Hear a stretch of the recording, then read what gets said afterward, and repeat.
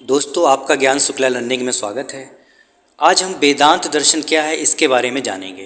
वेदांत दर्शन का अर्थ क्या होता है, इसकी परिभाषा क्या है, वेदांत दर्शन में शिक्षक क्या क्या रूप होना चाहिए, उसका पाठ्यक्रम क्या है, इन्हीं सब विषयों के बारे में आज हम जानेंगे। तो चलिए स्टार्ट करते हैं अपना टॉपिक। लेते हैं पहली स्लाइड। जानते हैं वेदांत दर्शन का अर्थ। वेदांत दर्शन का क्या अर्थ होता है? वेदांत का साधारण अर्थ है वेद का अंत या वेदों का सूक्ष्म सार तत्व या वेदों का अंतिम भाग। प्रारंभ में इस शब्द से उपनिषदों का बोध होता था। उपनिषद का अर्थ होता है जो ईश्वर के समीप पहुँचाए अथवा गुरु के समीप पहुँचावे। देखिए, वेदांत का साधारण अर्थ क्या होता है? वेद का अंत। और वेद का अंत क्या होते थे? वेद के सबसे आखिरी में क्या लिखे गए? उपनिषद लिखे गए। तो उपनिषद क्या हुए? वेदों का अंत हो गया। या बोलें तो उसमें वेदों का पूरा सार किस में? उपनिषद में है। ठीक है। और उपनिषद का अर्थ क्या होता है? जो ईश्वर के समीप पहुँचाए या गुरु के समीप पहुँचावे। उपनिषदों को वेदों का गूढ़ रहस्य समझा जाता था। जो उपनिषद होते थे उसमें क्या है? वेदों का सार तत्व या गूढ़ रहस्य सब वेदों उपनिषदों में ही है, इसलिए उन्हें वेदों का अंत कहा गया। इसीलिए उपनिषदों को क्या कहा गया? वेदों का अंत कहा गया। तो वेदांत का अर्थ क्या हुआ? वेदों का अर्थ या उपनिषद। ठीक है, क्योंकि वेदों का जो सार है वो किस में है? उपनिषदों में है। ठीक है। अब हम शाब्दिक अर्थ के बारे में जानेंगे। शाब्दिक अर्थ क्या होता है? जैसे वेदांत, तो वेदांत में क्या? वेद है प्लस अंत है। जो वेद प्लस अंत से क्या बना है? वेदांत बना है। जहाँ वेद का अर्थ क्या होता है? ज्ञान। वेद का अर्थ क्या है? ज्ञान। ठीक है। और अंत का अर्थ तो आप जानते हैं आखिरी होता है। अर्थात क्या हुआ? वेदांत का अर्थ हुआ आखिरी ज्ञान। इसका मतलब वेदांत का अर्थ क्या हो गया? आखिरी ज्ञान। भाई अंत का अर्थ क्या होता है? आखिरी। और वेद का अर्थ क्या हुआ? ज्ञान। तो वेदांत का अर्थ क्या हो गया? आखिरी ज्ञान हो गया, अर्थात उपनिषद। और वेदों का आखिरी ज्ञान कहाँ पे? उपनिषद में। इसका मतलब क्या हुआ? अर्थात उपनिषद हो गया। उपनिषदों में ब्रह्म और जीव के बारे में बताया गया है। उपनिषदों में क्या बताया गया? ब्रह्म और जीव के बारे में बताया गया। और वेदांत भी किसकी बात करता है? ब्रह्म और जीव की बात करता है। नेक्स्ट पॉइंट देखते हैं। वेद के जरिए अंतिम ज्ञान अर्थात मोक्ष, उसकी प्राप्ति के लिए जो ज्ञान की बात होती है वही वेदांत है। और जो वेद क्या है? हमें मोक्ष प्राप्ति का रास्ता दिखाते हैं। ठीक है, या मोक्ष के बारे में हमें ज्ञान प्रदान करते हैं। तो वेदांत क्या हो गया? वेदांत का वेद क्या होगा? वेद के जरिए अंतिम ज्ञान अर्थात मोक्ष की प्राप्ति। तो वेदांत में क्या? हमें मोक्ष की प्राप्ति के बारे में बताया गया है। नेक्स्ट है, वेदांत दर्शन के प्रवर्तक महर्षि वादरायण व्यास हैं। तो वेदांत दर्शन के अगर प्रवर्तक पूछा जाए तो कौन है? वादरायण व्यास। ठीक है, जिन्होंने ब्रह्म सूत्र लिखा। वादरायण व्यास ने क्या लिखा था? ब्रह्म सूत्र लिखा था। ब्रह्म सूत्र को वेदांत दर्शन का आदि ग्रंथ भी माना जाता है। अगर पूछा जाए वेदांत दर्शन का आदि ग्रंथ कौन है, तो कौन हो जाएगा? ब्रह्म सूत्र हो जाएगा। नेक्स्ट है, ब्रह्म सूत्र सारे ग्रंथों का सार है। जितने आपके ग्रंथ लिखे गए उसमें ब्रह्म सूत्र क्या? सारे ग्रंथों का सार है। ब्रह्म सूत्र को उत्तर मीमांसा के नाम से भी जाना जाता है। ब्रह्म सूत्र का दूसरा नाम क्या है? उत्तर मीमांसा है। बहुत सारे लोगों ने ब्रह्म सूत्र को अपनी अपनी भाषा में व्याख्या की, लेकिन शंकराचार्य द्वारा लिखा गया भाष्य ज़्यादा प्रसिद्ध हुआ, जिसका नाम अद्वैत वेदांत है।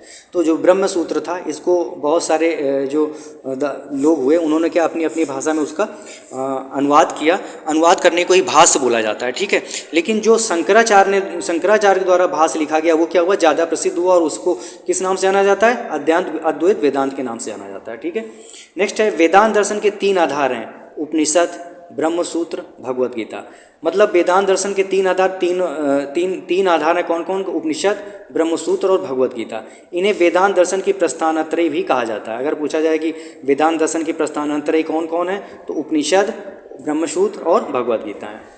नेक्स्ट पॉइंट देखते हैं। कालांतर में प्रस्थानत्रयी के भाष्यकारों में शंकराचार्य, रामानुज, माधवाचार्य, वल्लभाचार्य के नाम विशेष रूप से उल्लेखनीय है। इनके दार्शनिक सिद्धांतों को क्रमशः कहा जाता है। देखिए क्या क्या कहा जाता है। अद्वैतवाद। अद्वैतवाद को किसने बताया? शंकराचार्य ने। इन्होंने क्या बताया? जीव और ब्रह्म एक है। विशिष्टाद्वैत, इसके प्रवर्तक कौन है? रामानुजाचार्य। इन्होंने क्या बताया? जीव ब्रह्म एक होते हुए भी 2 हैं। द्वैताद्वैत, इसके कौन है प्रवर्तक? निम्बकाचार्य। इन्होंने क्या बोला? जीव और ब्रह्म 2 हैं और नहीं भी हैं, मतलब 2 हैं भी और नहीं भी। शुद्धाद्वैत के प्रवर्तक कौन माने जाते हैं? वल्लभाचार्य माने जाते हैं। उपरोक्त में श्री शंकराचार्य जी ने प्रस्थानत्रयी की दार्शनिक व्याख्या की, जबकि अन्य आचार्यों ने व्याख्या धर्ममूलक है। जो शंकराचार्य थे इन्होंने प्रस्थानात्रयी की जो पीछे आपको हमने बताया उसकी दार्शनिक व्याख्या की, जबकि सब और आचार्य हुए तो उन्होंने क्या हुआ, उनकी व्याख्या कैसे, धर्ममूलक है। इसीलिए शंकराचार्य का जो दर्शन है वो ज़्यादा पॉपुलर हुआ। थीवी ने क्या कहा था, थीवी के अनुसार शंकर द्वारा प्रतिपादित सिद्धांत भारत भूमि की उपज है। ये कथन है, इंपॉर्टेंट है, इसको आप देख लीजिएगा। शंकर द्वारा प्रतिपादित सिद्धांत भारत की उपज है। चलिए अब आगे देखते हैं। अब हम बात करेंगे अद्वैत वेदांत की। ठीक है, एक्चुअली में है क्या कि चूंकि अद्वैत वेदांत ज़्यादा पॉपुलर हुआ, इसलिए जहाँ भी आपको वेदांत दर्शन पढ़ना होगा वहाँ पे क्या है, आपको अद्वैत वेदांत ही पढ़ाया जाएगा। ठीक है, तो हम भी यही करेंगे, अद्वैत वेदांत के बारे में जानेंगे। तो दास गुप्ता ने क्या बोला है अद्वैत वेदांत के अनुसार, अद्वैत वेदांत के बारे में दास गुप्ता के अनुसार, शंकर द्वारा प्रस्तावित दर्शन का इतना प्रभाव व्यापक है कि जब भी हम वेदांत दर्शन की चर्चा करते हैं तो हमारा तात्पर्य उस दर्शन से होता है जो शंकर द्वारा मंडित किया गया है। ये कहना ही चाहते हैं दास गुप्ता कि शंकराचार्य ने इतना प्रभावपूर्ण जो अपना दर्शन प्रकट किया है कि अगर हम कहीं भी दर्शन को पढ़ना चाहते हैं तो वहाँ पे आशा क्या होता है, शंकर द्वारा मंडित किया गया दर्शन ही होता है। नेक्स्ट पॉइंट है, अद्वैत में क्या होता है, आ प्लस द्वैत। अद्वैत शब्द है जो आ और द्वैत शब्द से बना है, जहाँ पर आ का अर्थ है नहीं और द्वैत का अर्थ है दो। जैसे मूल्यवान में आ लगाने से अमूल्यवान हो जाता है, वैसे द्वैत पे आ लगाने पे अद्वैत हो गया। मतलब इसका क्या हुआ, अर्थ इसका यह है, द्वैत का अर्थ है ब्रह्म और जीव, अर्थात अद्वैत का अर्थ हुआ ब्रह्म और जीव दो ना होकर एक ही अर्थात ब्रह्म है। जैसे अद्वैत है तो द्वैत का मतलब होता है दो, तो दो हैं यानी कि ब्रह्म और जीव हैं। लेकिन जब आगे आ लगा दिया गया आगे तो क्या हो गया, दो नहीं बल्कि क्या है, एक है। और एक कौन क्या है, वो ब्रह्म है। मतलब सृष्टि में सर्व क्या है, ब्रह्म ही है। नेक्स्ट है, वेदांत दर्शन में ब्रह्म को ही सत्य माना गया। ये दर्शन ब्रह्म पर विश्वास करता है। वेदांत दर्शन किस पे, ब्रह्म को ही सत्य मानता है और इसी पे विश्वास करता है। अब हम बात करेंगे वेदांत दर्शन में शिक्षा के उद्देश्य क्या क्या है। पहला क्या है, ब्रह्मनिष्ठ। पहला उद्देश्य क्या है, ब्रह्मनिष्ठ। शिक्षा का उद्देश्य ब्रह्मनिष्ठ को जीवन का सर्वोच्च लक्ष्य मानकर व्यक्ति को दीक्षित किया जाना चाहिए। ब्रह्मनिष्ठ का तात्पर्य ब्रह्मा के प्रति अनन्य भाव और ब्रह्मा की प्राप्ति। ब्रह्मनिष्ठ का क्या अर्थ है, ब्रह्मा के प्रति अनन्य भाव और उसी की प्राप्ति के लिए प्रयास करना। दूसरा उद्देश्य क्या है, एक की भावना। शिक्षा का उद्देश्य मानव समाज में एक की भावना का विकास करना है कि ब्रह्म ही एक है। ठीक है, नेक्स्ट है अद्वैत भावना। ब्रह्मा और आत्मा का समन्वय अद्वैत कहलाता है। ब्रह्मा और आत्मा का एक ही शिक्षा है, यही शिक्षा का उद्देश्य है। यानी वेदांत दर्शन का नेक्स्ट उद्देश्य क्या है, अद्वैत भावना। इसका मतलब ब्रह्मा और आत्मा एक ही शिक्षा है और यही शिक्षा का उद्देश्य है। नेक्स्ट है आत्मनिष्ठ शिक्षा। आत्मनिष्ठ शिक्षा का उद्देश्य व्यक्ति को आत्मनिष्ठ बनाना है, आत्मनिष्ठ का विकास करना है, जिससे उसमें अंतर्निहित ब्रह्म का ज्ञान जागृत हो पावे। तो शिक्षा के उद्देश्य हमारा पहला क्या हो गया, ब्रह्मनिष्ठ हो गया। दूसरा एक की भावना, तीसरा अद्वैत भावना और चौथा आत्मनिष्ठ भावना। अब हम बात करेंगे वेदांत दर्शन में शिक्षा का पाठ्यक्रम क्या निर्धारित किया गया है। देखते हैं, वेदांत दर्शन में विद्या के दो रूप माने गए हैं, पराविद्या और अपराविद्या। पराविद्या आत्मज्ञान या ब्रह्म से संबंधित है, यानी कि ब्रह्म जो परा है वो किससे संबंधित है, आत्मज्ञान या ब्रह्म से संबंधित है। और अपरा का संबंध किससे, दृश्यमान जगत या आत्मा को धारण करने वाले शरीर से, यानी भौतिक से। जो आपका अपरा हुआ क्या हुआ, भौतिकता हो गई, और जो परा हुआ क्या हुई, आध्यात्मिकता हो गई। ठीक है, शंकराचार्य के अनुसार मोक्ष प्राप्ति के लिए पराविद्या अधिक उपयोगी है। अब चूंकि वेदांत दर्शन का उद्देश्य क्या है, मोक्ष की प्राप्ति है, तो उसमें क्या है, उसके लिए क्या आपको पराविद्या अधिक उपयोगी है। भौतिक तथा व्यवहारिक प्रगति के लिए अपराविद्या उपयोगी है। अगर हमें भौतिक प्रगति या भौतिकता के बारे में जानना है तो हमें अपराविद्या का अध्ययन करना पड़ेगा। शंकराचार्य सत्ता के 3 प्रकार बताए हैं, जो निम्न है, आध्यात्मिक सत्ता, व्यवहारिक सत्ता और परिमार्थिक सत्ता। ठीक है, इन्होंने 3 प्रकार कौन कौन से बताए, आध्यात्मिक सत्ता हो गई, दूसरी व्यवहारिक सत्ता हो गई और तीसरी क्या हो गई, परिमार्थिक सत्ता हो गई।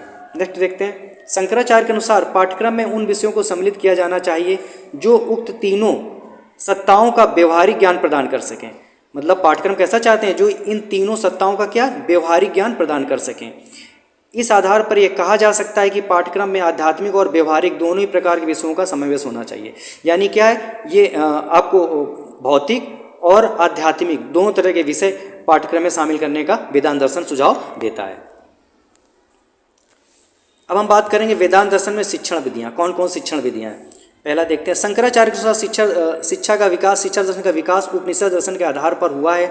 अतः उनके अनुसार निम्न शिक्षण विधियाँ हैं, प्रश्नोत्तर विधि, दृष्टांत विधि, कथा विधि, स्वाध्याय विधि, निधिध्यासन विधि, अध्यारोप अपवाद विधि, उपदेश विधि, तर्क विधि, मनन विधि, व्याख्यान विधि, श्रवण विधि, ये सारी विधियाँ क्या हैं, इनकी शिक्षण विधियाँ हैं। इसमें से थोड़ा सा आपको ये बताऊंगा, जो विधियाँ आपको वैदिक काल में पढ़ने को मिली होंगी वही सारी विधियाँ यहाँ पर भी आएंगी। नेक्स्ट आप पाठ्यक्रम की बात करते हैं। वेदांत दर्शन पाठ्यक्रम को 2 भागों में विभाजित किया गया। पहला परा, इसके अंदर वेद पुराण उपनिषद धार्मिक ग्रंथ सम्मिलित किए गए। दूसरा अपरा, इसके अंदर क्या है, विज्ञान, भूगोल, खगोल विज्ञान, गणित, व्यवसाय ज्ञान आदि सम्मिलित किया गया है। भाई चूंकि आपका जो वेदांत दर्शन है क्या परा और अपरा दोनों प्रकार की शिक्षा देना चाहता है, यानी आध्यात्मिक और भौतिक दोनों प्रकार की शिक्षा देना चाहता है। इसीलिए पाठ्यक्रम में क्या आपके पहले तो परा जो आपके वेद पुराण दर्शन उपनिषद है उनको शामिल किया गया। दूसरा भूगोल विज्ञान गणित जो व्यवहारिक ज्ञान है इसको भी शामिल किया गया। नेक्स्ट बात करेंगे शिक्षक। वेदांत दर्शन में शिक्षक कैसा होना चाहिए। इस दर्शन में शिक्षक को सर्वाधिक महत्वपूर्ण स्थान दिया गया है। शिक्षक को ज्ञानवान होना चाहिए, उसको अपनी इंद्रियों में कंट्रोल होना चाहिए जिससे वह शिक्षार्थियों के लिए रोल मॉडल या आदर्श बन सके। ठीक है, जैसे आपको हमने पहले ही बताया कि जो आपका वैदिक काल में शिक्षा थी वो बिल्कुल इससे मिलती जुलती थी। वहाँ पे शिक्षक का बहुत ज़्यादा महत्वपूर्ण स्थान था। यहाँ पर भी क्या शिक्षक का बहुत ज़्यादा महत्वपूर्ण स्थान है और कहा गया है शिक्षक को कैसा होना चाहिए, ज्ञानवान होना चाहिए जिससे क्या वो शिक्षार्थियों का रोल मॉडल बन सके। नेक्स्ट बात करेंगे शिक्षार्थी।